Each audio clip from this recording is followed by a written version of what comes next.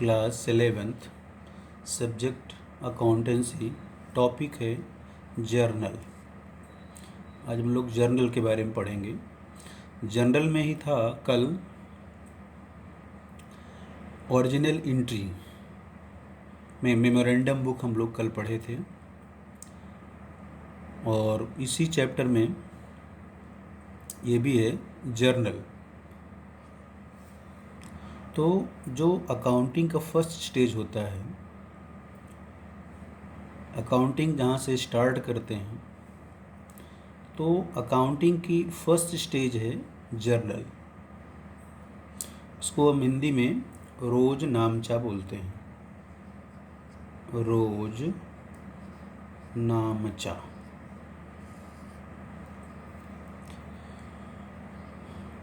जो प्रतिदिन रोज जो ट्रांजैक्शंस होते हैं उनको सीरियल वाइज और डेट वाइज हूबहू जिस बुक में लिखते हैं उसको बोलते हैं वेस्ट बुक, मेमोरेंडम बुक।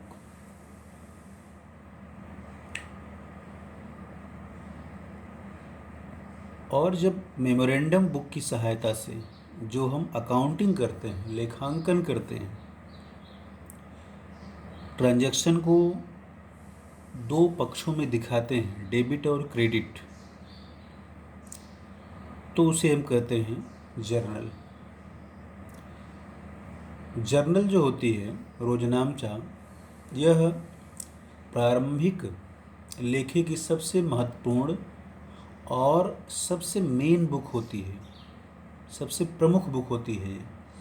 इसमें समस्त व्यापारिक लेन देन का मेमोरेंडम बुक की सहायता से डेट वाइज और सीरियल वाइज लिखा जाता है।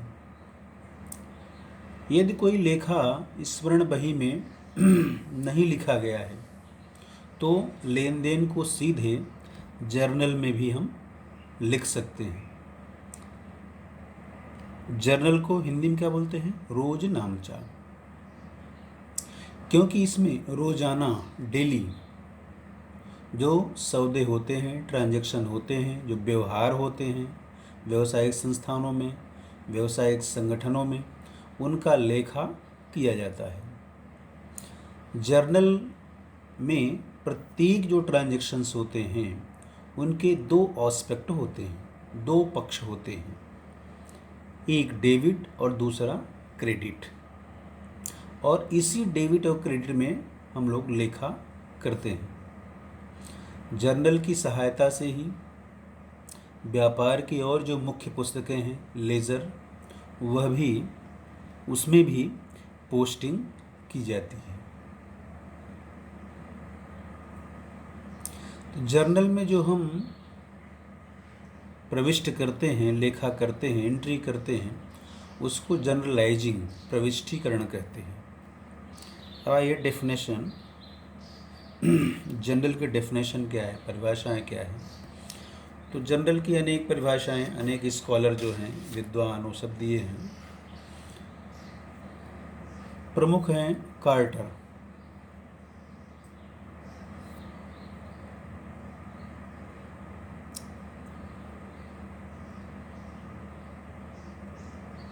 तो कार्टर के अनुसार परिभाषा है कि जर्नल प्रारंभिक लेखे की प्रमुख पुस्तक है जिसमें मेमोरेंडम बुक की सहायता से ट्रांजैक्शन लिखे जाते हैं।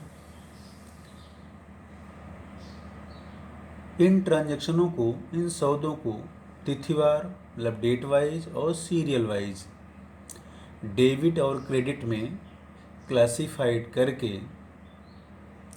जो डबल एंट्री सिस्टम है उसके अंतर्गत हम अकाउंटिंग करते हैं, जिससे जिसकी सहायता से हम लेजर बना सकें।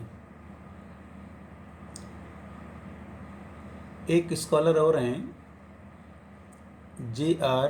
Bartley bye. उनके अनुसार जो जर्नल की डेफिनेशन दी गई है, वो बता रहे हैं कि वर्तमान समय में अकाउंटिंग जो सिस्टम है, बही खाता प्रणाली है, उसमें रोजनामचा का प्रयोग सीमित रूप से किया जाता है और इस पुस्तक में ऐसे व्यवहारों की एंट्री की जाती है जिन्हें सरलतापूर्वक प्रारंभिक लेखे की अन्य पुस्तकों में नहीं लिखा जाता।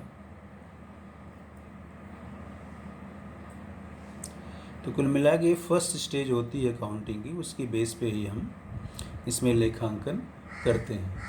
तो इस प्रकार हम कह सकते हैं कि जो जर्नल है, रोजनामचा है, वो ऐसी बही है जो डबल अकाउंटिंग सिस्टम के प्रिंसिपल के बेस पे हम इसमें डेट वाइज और सीरियल वाइज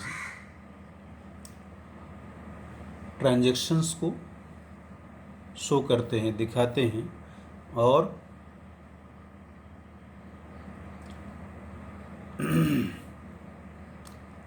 एंट्री करते हैं।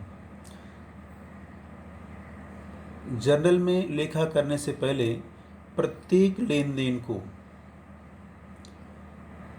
उनसे संबंधित दोनों पक्षों का पता लगा लेते हैं। दो पक्ष क्या होते हैं? फर्स्ट डेबिट और सेकंड क्रेडिट। तो किसी भी ट्रांजैक्शन में वो दो पक्ष जो है, दो एस्पेक्ट डिसाइड कर लेंगे पहले से। उनका एक प्रिंसिपल दिया गया, सिद्धांत है, नियम है, उस बेस पे हम पहले डिसाइड कर लेंगे और जिनमें से एक पक्ष को डेबिट और दूसरे को क्रेडिट। यह जो डेबिट और क्रेडिट करते हैं उनके उस पर कुछ नियम हैं, उन्हीं नियमों के आधार पर हम जर्नलाइजिंग करेंगे। जर्नल की विशेषताएं, कैरेक्टरिस्टिक्स ऑफ जर्नल। जर्नल की मुख्यतः 3 विशेषताएं बताई गई हैं। फर्स्ट है समस्त लेन देन का लेखा, accounting of all transactions. Memorandum book में हम जो भी ट्रांजैक्शंस लिखते हैं, अगर वो मौद्रिक हैं, मुद्रा में दिए गए हैं, मनी में उनका ट्रांजैक्शन हुआ है, अमाउंटिंग है, तो ऐसे सभी ट्रांजैक्शन को हम जर्नल में कर सकते हैं, लिख सकते हैं। जर्नल एंट्री में समस्त जो लेन देन होते हैं, चाहे वो नकद हो, कैश में हो, चाहे क्रेडिट में हो, उधार हो, ऐसे सभी ट्रांजैक्शन को हम जर्नलाइजिंग के रूप में दिखाएंगे। सेकंड है लेन देन के दोनों पक्षों का लेखा, accounting of 2 aspects transactions. Journal में लेखा करने से पहले प्रत्येक लेन देन को 2 पक्षों में बांट देते हैं, पहला डेबिट और दूसरा क्रेडिट। व्यापार में जो आता है उसे डेबिट और व्यापार से जो बाहर जाता है उसको क्रेडिट कर देते हैं। इस प्रकार व्यय को डेबिट और आय को क्रेडिट कर देते हैं। तो इस प्रकार से हम लेखांकन जर्नल एंट्री में दिखाएंगे। नेक्स्ट है खाता बही का आधार, base of ledger. Journal entry के ही बेस पे हम लेजर की पोस्टिंग करते हैं। पूरा जर्नल खाता बही के लिए ही आधार प्रस्तुत करता है, इसी बेस पे हम जर्नल एंट्री करते हैं। ये 3 विशेषताएं जर्नल की रही। अब जर्नल के फॉर्मेट ज़रा देखें। जर्नल में कुल जो है वो 5 कॉलम्स होते हैं। कितने कॉलम? 5।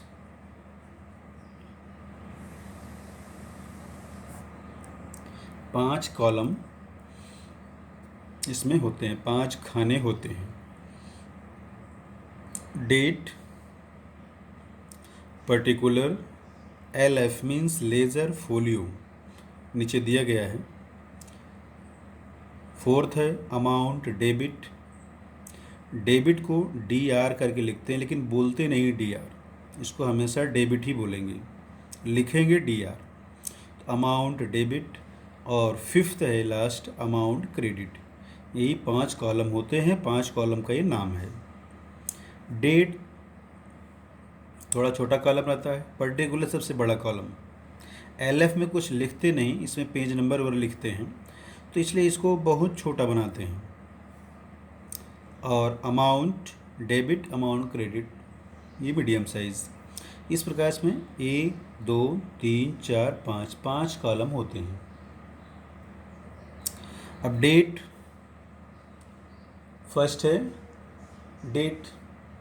तो डेट में हम इस खाने में सबसे ऊपर डेट में पहले ईयर लिखते हैं। जैसे मान लीजिए 2020 ईयर हो गया, और डेट मान लीजिए आज की डेट है जून, मंथ लिखेंगे, फिर 25 ऐसे। तो पहले ईयर, फिर मंथ, फिर डेट, ये तरीका है लिखने का इसमें। फिर पर्टिकुलर में जो ट्रांजैक्शन हुए हैं उनकी जब जनरलाइजिंग करेंगे तो डेबिट क्रेडिट करके करेंगे। इसमें फर्स्ट में डेबिट, सेकंड में क्रेडिट, और जो थर्ड रहेगा वो नरेशन। नरेशन मीन्स स्टेटमेंट, कथन। आप किस चीज़ की एंट्री कर रहे हैं वो यहाँ पे दिखाना। ठीक है, ये पर्टिकुलर रहता है। इसमें जितने भी ट्रांजैक्शन हुए हैं उनका हम स्टेटमेंट यहाँ दिखाते हैं, पर्टिकुलर दिखाते हैं। प्रत्येक लेन देन की 2 लाइनें लिखी जाती हैं। पहली लाइन में डेबिट रहेगा, दूसरे में क्रेडिट रहेगा, और तीसरी लाइन जो रहेगी वो स्टेटमेंट लिखने के लिए रहती है। थर्ड है लेजर फोलियो, खाता पृष्ठ संख्या। इस खाने में लेजर की वो पेज नंबर लिखते हैं जिस पर वो अकाउंट ओपन किया गया है, पोस्टिंग की गई है, वो दिखाएंगे। फिर है धनराशि डेबिट, अमाउंट डेबिट। इस खाने में डेबिट में अमाउंट लिखते हैं। फिर है धनराशि क्रेडिट, इसमें जो अमाउंट लिखेंगे उसको क्रेडिट अमाउंट बोला जाएगा। ठीक।